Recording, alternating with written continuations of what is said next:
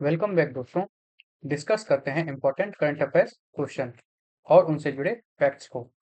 नमस्कार, मैं हूं Abhay Singh, current affairs for exam से। इनमें से किसने छठा एलजी कप हॉर्स पोलो 2026 का खिताब जीता है? आपके ऑप्शन है फ्रेंड, एलएसआरसी, एएचडी लेह, कारगिल पोलो या लेह राइडर्स। तो इसका सही जवाब है दोस्तों एलएसआरसी अर्थात लद्दाख स्काउट रेजिमेंटल सेंटर। दोस्तों, लद्दाख के द्रास द्रास जो रीजन है उसमें आयोजित छठा LG cup horse polo tournament successfully conclude हुआ है और इसे लद्दाख स्काउट रेजिमेंटल सेंटर ने जीता है और उन्होंने यह खिताब एनिमल हस्बेंड्री लेह को हराकर जीता है। चलिए अगले प्रश्न पर आते हैं। इनमें से कौन सा शहर जूनियर पुरुष हॉकी चैंपियनशिप 2026 की मेजबानी करेगा? आपके ऑप्शन है फ्रेंड्स, चेन्नई, कोयम्बटूर, मदुरई या सलेम। तो इसका सही जवाब है दोस्तों कोयम्बटूर। दोस्तों, तमिलनाडु के कोयम्बटूर में 16वां junior man national hockey championship शुरू हुआ है। हॉकी इंडिया द्वारा आयोजित इस मेजर टूर्नामेंट में कुल 30 टीमें पार्टिसिपेट कर रही हैं। चलिए अगले प्रश्न पर आते हैं। इनमें से कौन सी परियोजना कोसी नदी का पानी मैची नदी में मोड़ती है? केन बेतवा, पार तापी, दमनगंगा या कोसी मैची। इसका सही जवाब दोस्तों कोसी मैची। दोस्तों, कोसी मैची इंटरलिंकिंग प्रोजेक्ट को प्रधानमंत्री कृषि संपदा योजना के तहत मार्च 2029 तक का टारगेट सेट करके कंप्लीट करने का अप्रूवल मिला है। सेंट्रल गवर्नमेंट ने इस 6,282 करोड़ के मेगा इरिगेशन प्रोजेक्ट में 50% तक असिस्टेंस देने का वादा किया है। यह प्रोजेक्ट सरप्लस कोसी नदी के पानी को महानंदा बेसिन की मैची नदी में मोड़ेगा। इस प्रोजेक्ट से बिहार के अररिया, पूर्णिया, किशनगंज और कटिहार डिस्ट्रिक्ट को सिंचाई हेतु पानी मिलेगा। चलिए अगले प्रश्न पर आते हैं। नरेश पाल गंगवार किस भारतीय प्रशासनिक सेवा कैडर से संबंधित रखते हैं? आपके ऑप्शन है फ्रेंड, गुजरात, कर्नाटक, राजस्थान या पंजाब। तो इसका सही जवाब दोस्तों राजस्थान। दोस्तों, आईएएस ऑफिसर नरेश पाल गंगवार को नया higher education secretary officially appoint किया गया है और इसलिए हम इस बारे में पढ़ रहे हैं। कैबिनेट की अपॉइंटमेंट कमेटी ने हाल ही में इस ट्रांसफर को अप्रूव दिया है। राजस्थान कैडर के 1994 बैच के आईएएस ऑफिसर गंगवार ने विनीत जोशी को रिप्लेस किया है। चलिए अगले प्रश्न पर आते हैं। इनमें से किस शहर ने ISSF world cup 2026 shooting event की मेजबानी की है? आपके ऑप्शन है फ्रेंड, म्यूनिक, हंगजाऊ, दोहा या कैरव। तो इसका सही जवाब है दोस्तों हंगजाऊ। दोस्तों, हम इस बारे में इसलिए पढ़ रहे हैं क्योंकि भारत की ईशा सिंह ने हंगजाऊ आईएसएस वर्ल्ड कप 2026 में 25 मीटर पिस्टॉल में गोल्ड मेडल जीता है। इस इवेंट में ईशा ने गोल्ड मेडल और मनु बाकेर ने ब्रॉन्ज मेडल हासिल किया है। चलिए अगले प्रश्न पर आते हैं। 2026 में 98 इंटरनेशनल केमिस्ट्री ओलंपियाड की मेजबानी किस शहर ने की है? आपके ऑप्शन है फ्रेंड, ताशकंद, दुबई, अस्थाना या बाकू। इसका सही जवाब दोस्तों ताशकंद। दोस्तों, भारत ने इंटरनेशनल केमिस्ट्री ओलंपियाड 2026 कंपटीशन में 4 गोल्ड मेडल जीतकर हिस्टोरिक क्लीन स्वीप किया है। यह 58वां इंटरनेशनल केमिस्ट्री ओलंपियाड उज्बेकिस्तान के ताशकंद शहर में आयोजित किया गया था। ओडिशा के देवदत्त प्रियदर्शनी ने पिछले साल सिल्वर मेडल जीता था और इस साल उन्होंने गोल्ड मेडल हासिल किया है। हर्षित सिंह कबीर चिल्लर ने और संदीप कुच्ची ने भी इसमें गोल्ड मेडल जीता है। इस शानदार प्रदर्शन से भारत चाइना और वियतनाम के साथ ज्वाइंट रूप से टॉप पोजीशन हासिल किया है भारत ने। चलिए अगले प्रश्न पर आते हैं। इनमें से किस बटालियन ने 2026 में अपना 46वां स्थापना दिवस मनाया है? आपके ऑप्शन है फ्रेंड, 19 बिहार, 21 बिहार, 23 बिहार या 25 बिहार। तो इसका सही जवाब है दोस्तों 21 बिहार। दोस्तों, 21 बिहार बटालियन ने दानापुर कैंटोनमेंट में अपना 46वां रेजिंग डे ऑफिशियली सेलिब्रेट किया है। इस पराक्रमी बटालियन को 20 जुलाई 1981 को लेफ्टिनेंट कर्नल एम मलिक ने रेज किया था।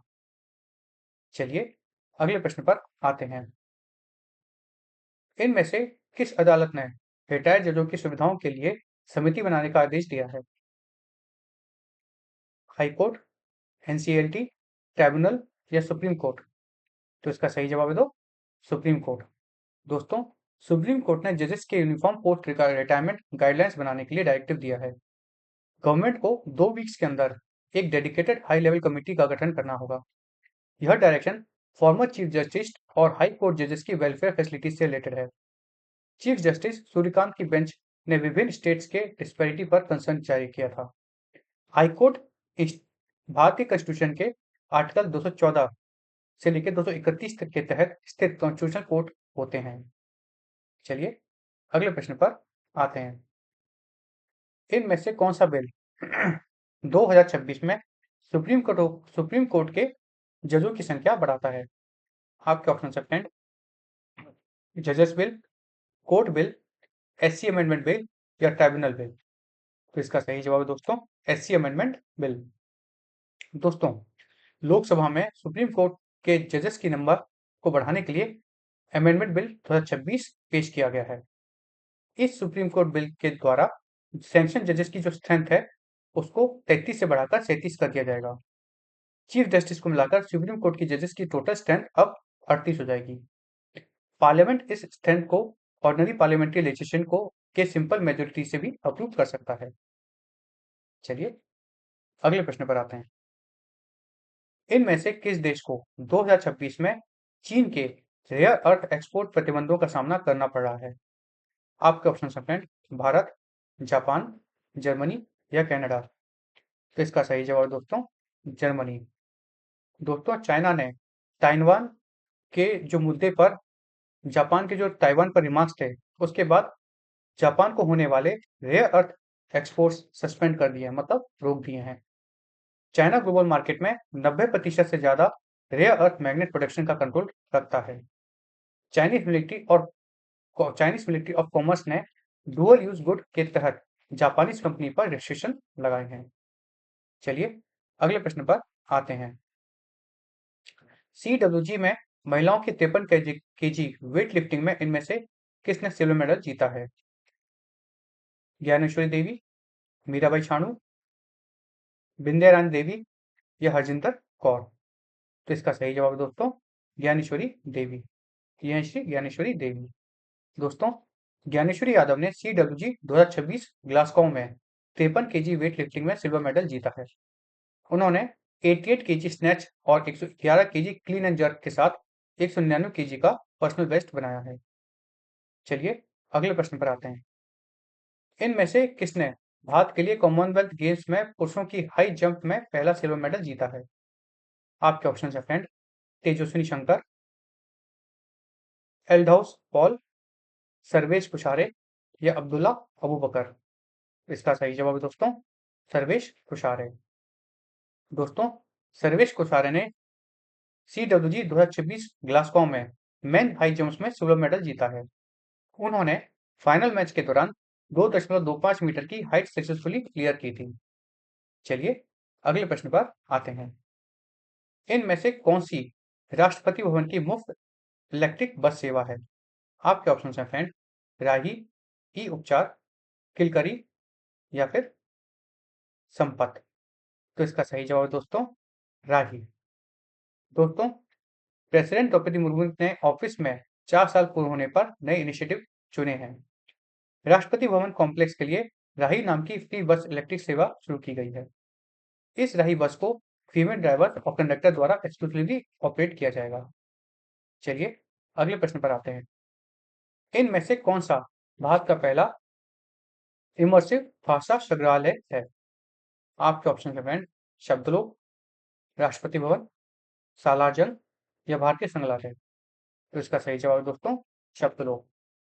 दोस्तों, नेशनल लाइब्रेरी कैंपस कोलकाता के बेल्वेडेरे हाउस में शब्दलोक म्यूजियम का इनॉग्रेशन किया गया है। यह यूनिक प्रोजेक्ट भारत का पहला fully immersive digital language museum बन गया है। शब्दलोक में 2011 सेंसस की 121 लैंग्वेजेस समेत लगभग 380 लैंग्वेजेस शोकेस की गई हैं। चलिए अब कल का प्रश्न देखते हैं। कल हमने आपसे पूछा था, कौन सा ऐप आस-पास के टूल यूजर्स के लिए NHAI डिजिटल लोकल पास देता है? राजमार्ग यात्रा, डिजिलॉकर, वाहन, उमंग। तो इसका सही जवाब है दोस्तों राजमार्ग यात्रा। दोस्तों NHAI ने राजमार्ग यात्रा मोबाइल ऐप के जरिए डिजिटल लोकल पास फैसिलिटी को लॉन्च किया है। टोल प्लाजा के 20 किलोमीटर रेडियस के रेसिडेंट्स को अनलिमिटेड मंथली ट्रैवल पास मिलेगा। इस एडवांस्ड एप्लीकेशन का फर्स्ट रोल आउट दिल्ली के मुंडका बकरवाल टोल प्लाजा पर किया गया है।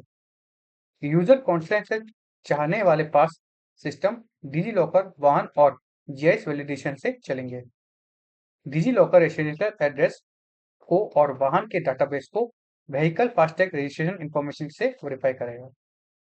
चलिए अब कल के लिए प्रश्न देखते हैं।